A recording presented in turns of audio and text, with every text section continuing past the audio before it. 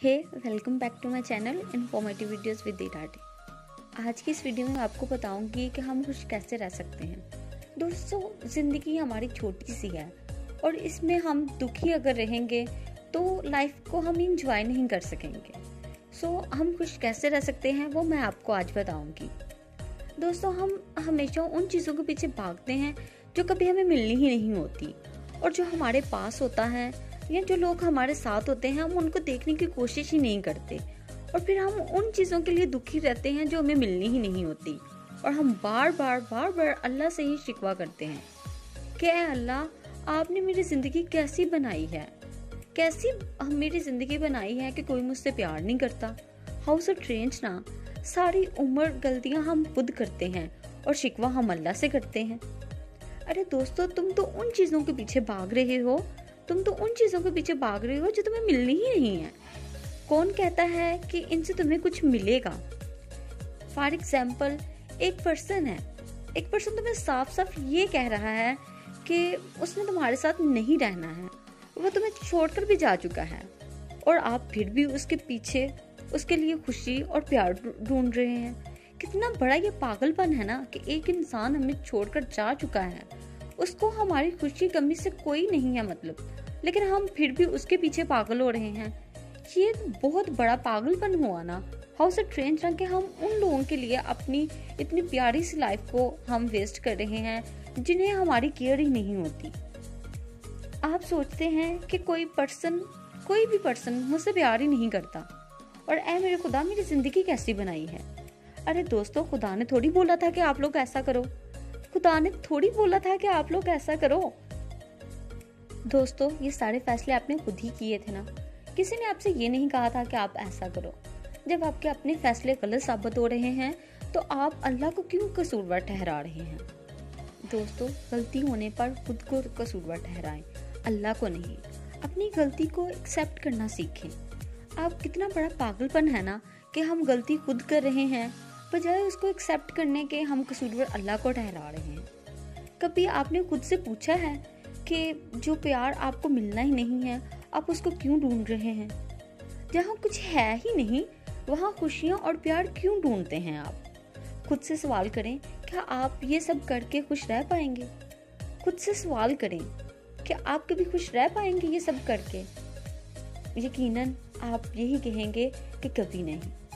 दोस्तों, आप कभी भी खुश नहीं रह पाएंगे, क्योंकि आपने अल्लाह को कसूरवार ठहराया हुआ है, और आप दुखी से दुखी होते चले जाएंगे।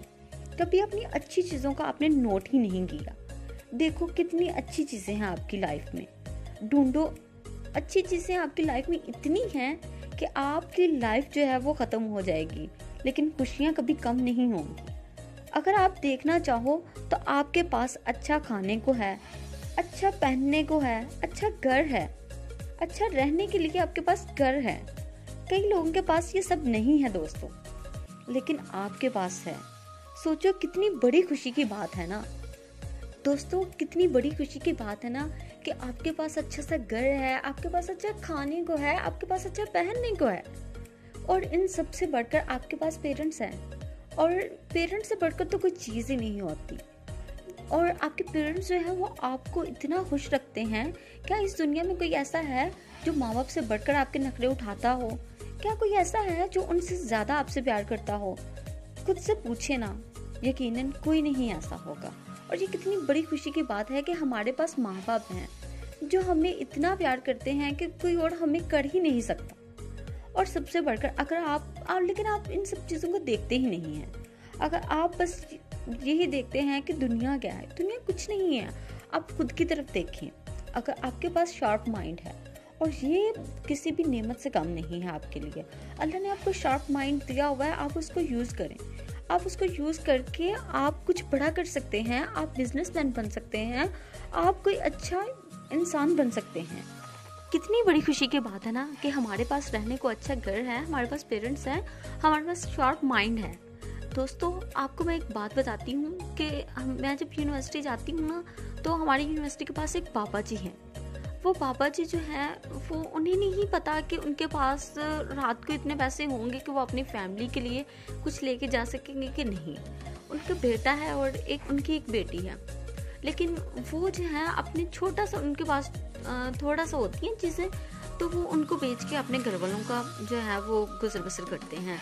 उनसे मैंने जब पूछा ना कि आप कैसे करते हैं, तो उन्होंने कहा कि अल्लाह है ना मेरे साथ। और आप यकीन नहीं करेंगे, मुझे इतना आई वाज शॉक्ड कि मतलब उनको इतना यकीन है कि उनके साथ अल्लाह है और उनको कभी भी जो है ना वो नहीं अकेला छोड़ेंगे। और हम अपनी छोटी छोटी जो हमने खुद गलतियां की हैं, हम उनका कसूर अल्लाह को ठहरा रहे हैं।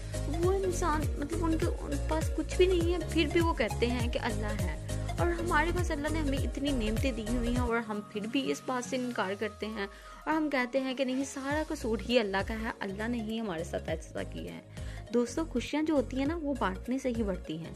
मैं आपसे बस यही कहूँगी कि मंथ में बस एक दिन, सिर्फ एक दिन निकालें और किसी की मदद करें, देखना आप कितना खुश होंगे। मेरी बातों से अगर आप एग्री हैं तो कमेंट बॉक्स में प्रॉमिस करें कि आप ज़रूर लोगों की मदद करेंगे।